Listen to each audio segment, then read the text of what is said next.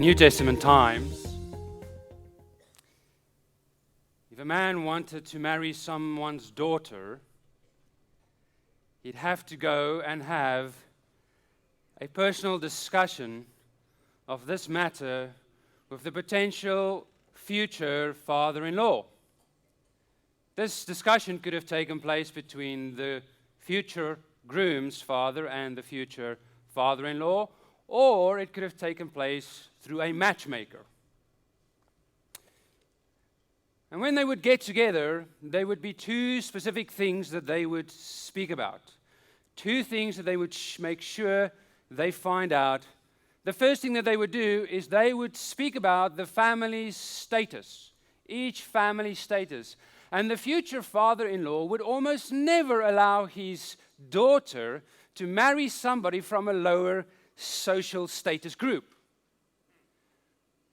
And so you would often find that a husband and wife came from the same family social status. Because when you got married, not only did this marriage bind the two families together, but it also fused their social status into one. And so you would find often that somebody who was from a higher status level, they would not be so amenable to marrying somebody from a lower status level, because that would either drag them down and would drag the other people up a little bit. And those from a lower status level would find it amenable because they would climb the ladder of status.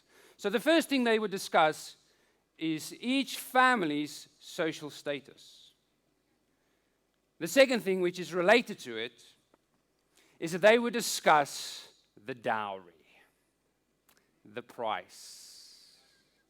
And this time around, the father-in-law, the future father-in-law, would almost always make sure that his daughter is described as the jewel of the family. And of course, he would puff up the family status so that he could get more money out of this deal.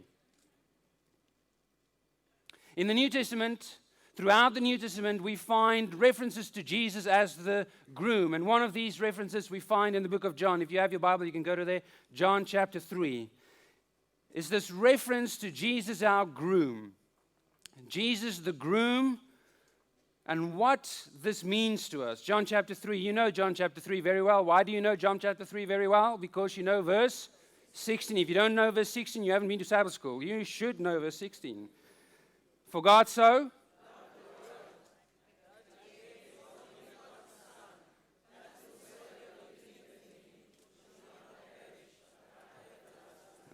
Wonderful. You can put a star on your board now as well. And then, after Jesus has this discussion, after Jesus shares his plan of salvation, his personal plan of salvation with Nicodemus, we find this picture in John chapter 3, the picture of John the Baptist. It moves on from verse 22. Notice what it says. I read to you from the New King James Version. It says, "After these things, Jesus and his disciples came into the land of Judea, and there he remained with them and baptized." Now, Jesus is the one baptizing. Verse 23, "Now John also was baptizing in Aenon near Salem, because there was much water there. And they came and were baptized, for John had not yet been thrown into prison. Then there arose a dispute between some of John's disciples and the Jews about purification. And they came to John and said to him, 'Rabbi, he who was with you beyond the Jordan,'" who are they speaking about? They're speaking about Jesus. "He who was with you beyond the Jordan, to whom you have testified." Remember, John saw Jesus coming, and Ellen White says he was inspired by the Holy Spirit, and what did he cry out? "Behold the Lamb of God who takes away the sin of the world." And so he testified of him. And then it says, he's baptizing, and all are coming to him. Somebody was getting jealous. John answered and said, notice John's answer, "A man can receive nothing unless it has been given to him from heaven. You yourselves bear me witness that I said I am not the Christ, but I have been sent before him. He who has the bride is the bridegroom.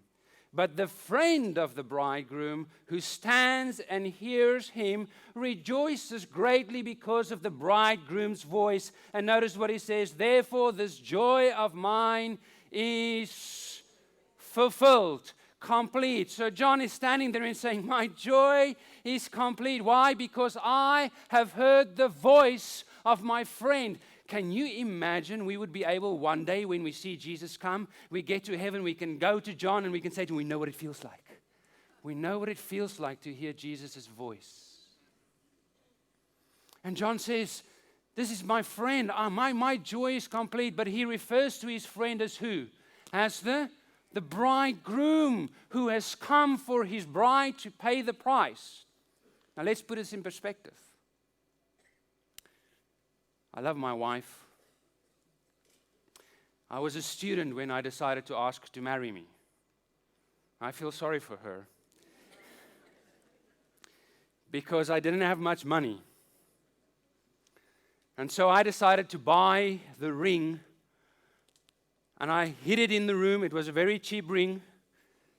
I hid it in the room in my cupboard. She didn't know I had bought it. I had it for about 3 to 4 months before she found out that, when I asked her that I actually had the ring so long. She nearly had a heart attack, knowing that I had to build up the courage for 3 months to ask her. Anyway, so I decided I was going to ask her. I knew when I was going to do that. And one evening we went out.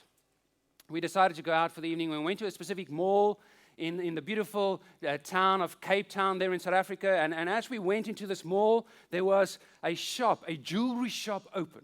And so I decided, you know what, I got to check. I got to make sure that the ring that I got her is actually something that she'll like. Because can you imagine that when I ask her and she looks at the ring and she doesn't like it, then my chances of a yes diminishes.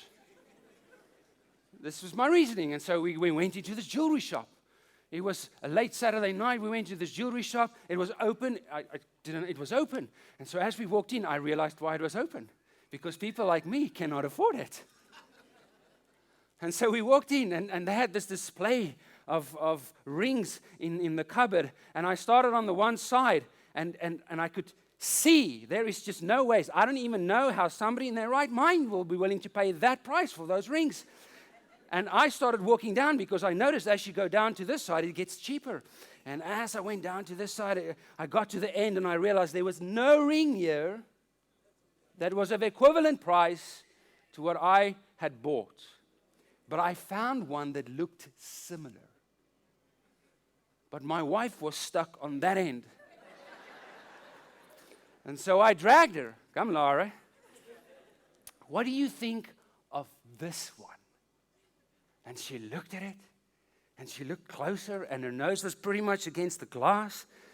And then she said, but you can't see the diamond.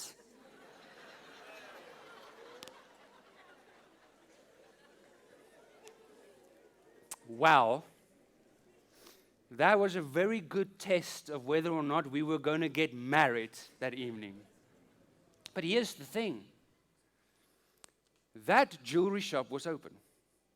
In other words, there were people who were willing to pay the price for these rings, all those rings that were lined up there. I did not have the money. I couldn't afford it. And so those rings were out of my range. I did not value them because I couldn't afford them. And here's the principle. The one who is able to pay the price or willing to pay the price determines the value of the item. The one who is willing to pay the price is the one who determines the value of the item. And so when Jesus, our groom, dies on the cross, he pays the ultimate price. Can you imagine what must have went on in heaven's sort of behind the curtains, the discussions, how they had to discuss the dowry, and how Satan was firm that the only way that this man is going to get earth, and I know I'm just imagining this, I know it didn't happen, is that he would have to pay the ultimate price. While most Jews would try and find a way to reduce the price of the bride, he was willing to pay the ultimate price, his life. And tonight, he's sitting at the table. He's sitting at the table. And so notice now, once the father of the groom or the groom met with the future father-in-law, they agreed on the dowry for the future bride, then the poor groom would have to go and make his intentions known to his future bride. And they were not allowed to mingle privately before the actual wedding day. And so the only way that he was able to do this is to actually do this in front of other people. And this would usually take place where the two families would get together and they would sit around a table. Almost something like this. And as they would be sitting around the table, the groom would inspect his future bride. And they would see how the chemistry from distance, I don't know how that worked, but from distance, they would see how it works. And if the groom felt that the bride met his intentions with enthusiasm, he would drink from a cup, and then he would pass this cup on to the bride, future bride, which is equivalent to our question today, would you marry me? And notice now what happened. If the bride took the cup and drank from it, this symbolized that she accepted his proposal. But not only did it symbolize that she accepted his proposal, it also signaled a permanent commitment to the relationship.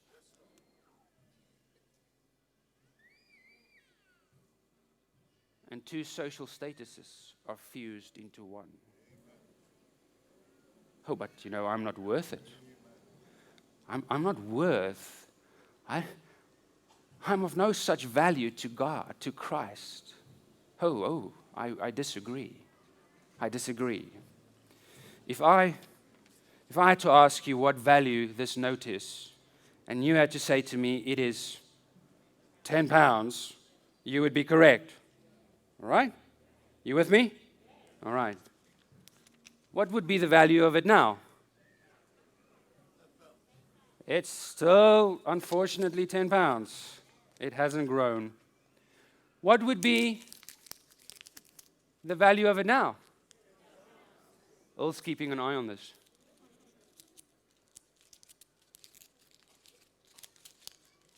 It would still be £10.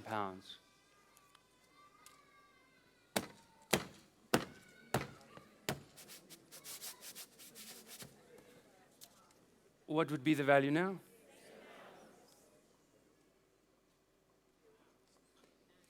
In other words, it doesn't matter who you are. It doesn't matter where you are in life.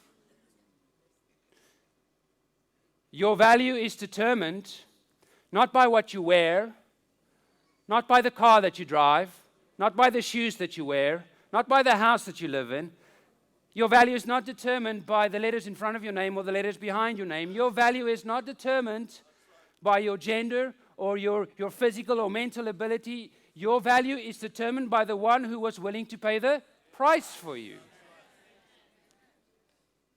Oh, Ellen White writes, notice, in Ministry of Healing, page 162, she says, rich and poor, high and low, free and bond are God's heritage. He who gave his life to redeem man sees in every human being a value that exceeds finite computation. By the mystery and glory of the cross, we are to discern his estimate value of the soul. At the cross, Christ determined, matter of fact, non-negotiable, your value and my value. It doesn't matter how lost you feel. It doesn't matter how ruined by sin or defiled you are by sin.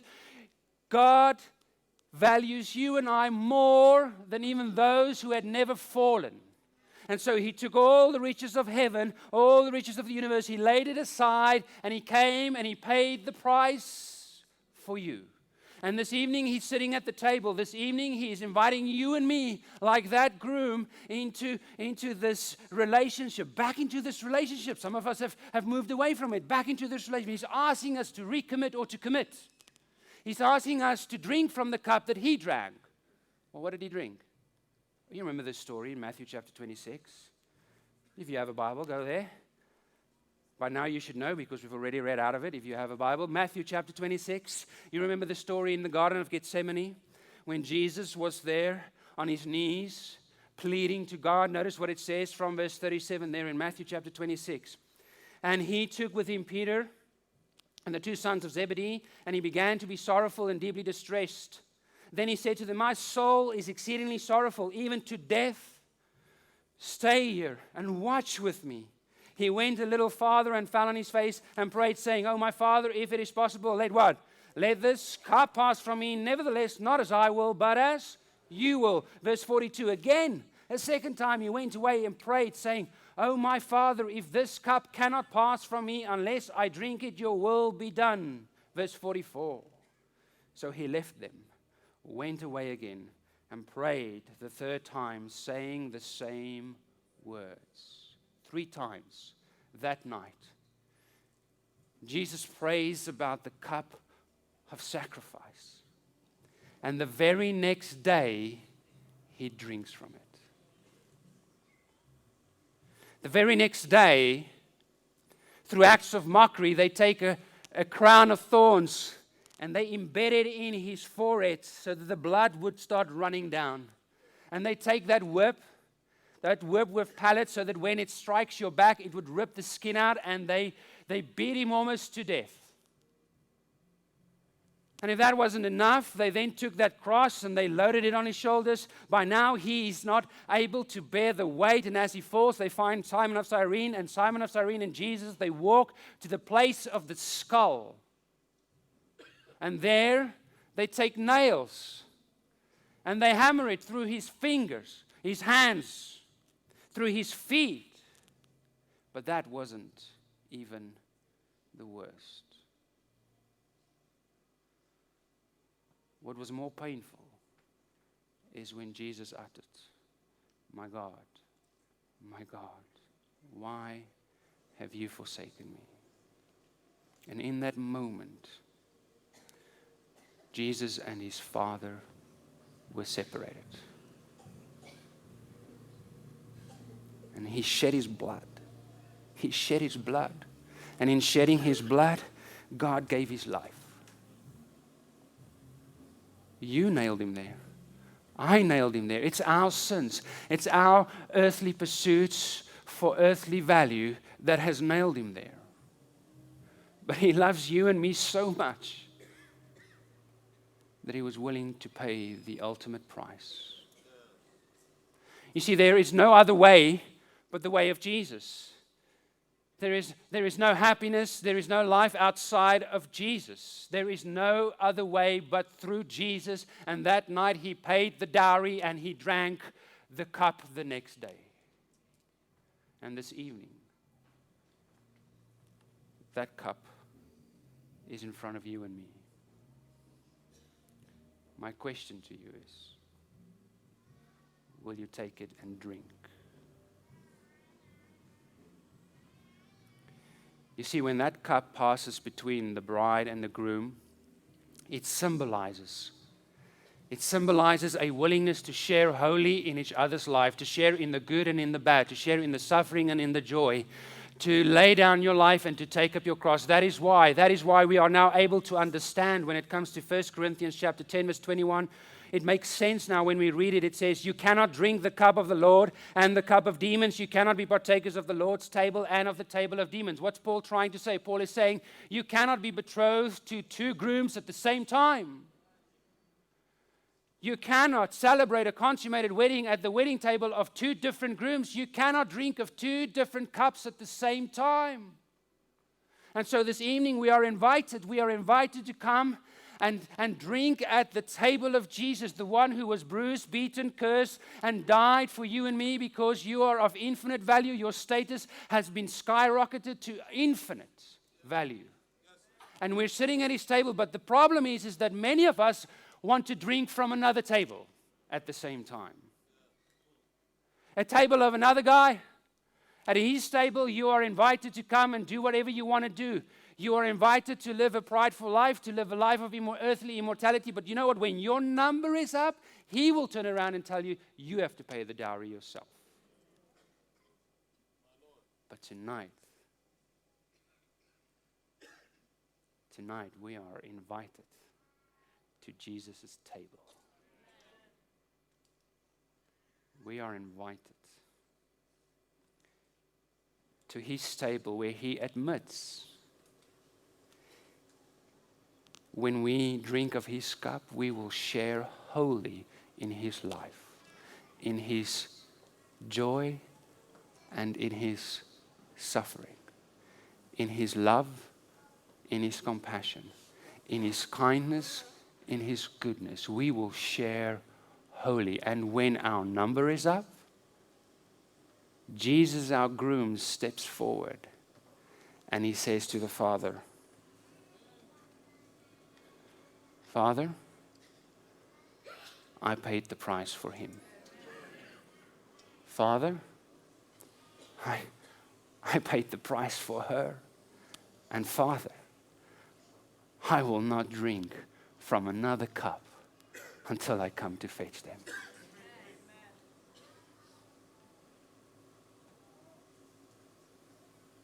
Will you take the cup